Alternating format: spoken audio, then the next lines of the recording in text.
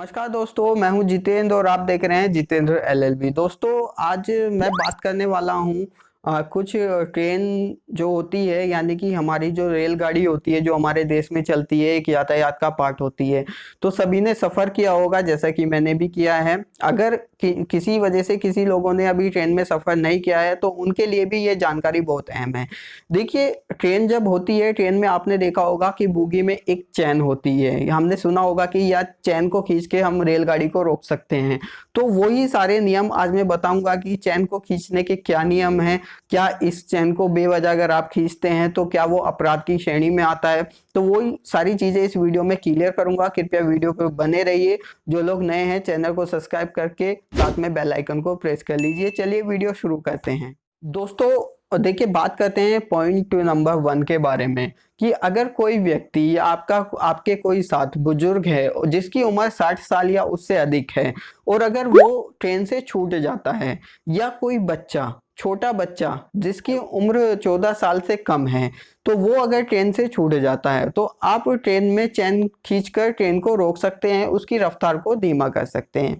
इसके बाद बात करते हैं कि कोई ऐसा व्यक्ति जो बुजुर्ग हो, यानी कि 60 साल या उससे अधिक हो, और एक ऐसा व्यक्ति जो विकलांग की कैटेगरी में आता हो, विकलांग हो, उसको ट्रेन में चढ़ने में दिक्कत हो रही है या धीमी रफ्तार से ट्रेन में चढ़ पा रहा है और ट्रेन चल देती है, यानी कि अपनी रफ्तार पकड़ लेती है, तो आप ट्रेन को की चैन खींचकर उसको धीमा कर सकते हैं, रोक सकते हैं। ये इस ट्रेन की चैन खींचने के कुछ नियम है, आगे भी बताऊंगा। कृपया वीडियो पर बने रहिए।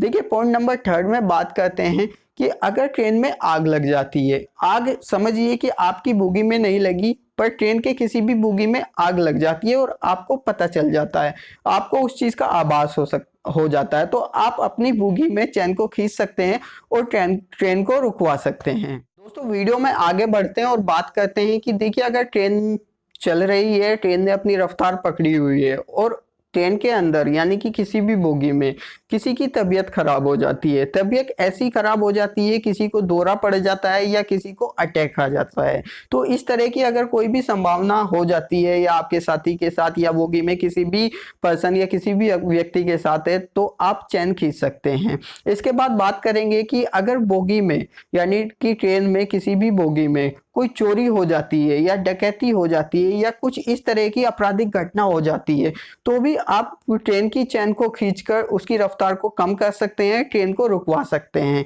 फिर आप पर कोई फाइन चार्ज नहीं किया जाएगा, ना ये किसी अपराध की श्रेणी में आता है। ये सारी चीजें मैंने वो नियम बताए हैं जिन कंडीशन में आप चैन को खींच सकते हैं। दोस्तों, अब बात करते हैं कि जो ट्रेन की चैन होती है वो काम कैसे करती है। देखिए, पहले क्या होता था कि बोगी में या फिर ट्रेन में चैन की संख्या ज़्यादा होती थी, मतलब इसका गलत इस्तेमाल होने लगा था।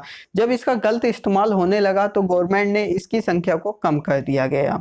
अब देखिए, ये काम कैसे करती है। बोगी में मध्य वर्ग में यानी कि बीच में एक जंजीर के तौर पर टंगी होती है, यानी कि लगी होती है। आप उसको खींचकर ट्रेन की रफ्तार को धीमा कर देते हैं। इसमें क्या होता है कि ये जो मेन ब्रेक होता है उससे उसके पाइप से जुड़ी होती है। जब हम इसे खींचते हैं तो हवा का दबाव कम हो जाता है, यानी कि उस पाइप में हवा का दबाव होता है। जैसे ही खींचते हैं तो हवा का दबाव कम हो जाता है, जिसके कारण ट्रेन की रफ्तार धीमी हो जाती है। जैसे ही ट्रेन की रफ्तार धीमी हो जाती है तो लोको पायलट उसे रोक सकता है, यानी कि धीमी रफ्तार पर ट्रेन को रोकी जा सकती है। ये काम कैसे करती है, पूरी जानकारी मैंने इस वीडियो में आपको दी है। इसके बाद बताना चाहेंगे कि अगर कोई भी गलत तरीके से या बेवजह कोई भी पैसेंजर इस चैन का इस्तेमाल करता है, यानी कि इसको रोकता है, तो ये एक अपराध माना जाता है। आप पे फाइन लगाया जा सकता है, आपको जेल भी हो सकती है। तो आपको इन चीज़ों से बचना है और इसके नियमों को समझना है। दोस्तों, बता देते हैं कि इसमें सजा का क्या प्रावधान होता है। देखिए, अगर इसमें जो एक एक्ट है, रेलवे एक्ट 1989 की धारा 141, ये धारा ये कहती है कि अगर कोई भी व्यक्ति किसी भी बेवजह चैन का इस्तेमाल करता है तो उसको 1 साल तक की सजा या 7,000 रुपये तक का जुर्माना लगाया जा सकता है।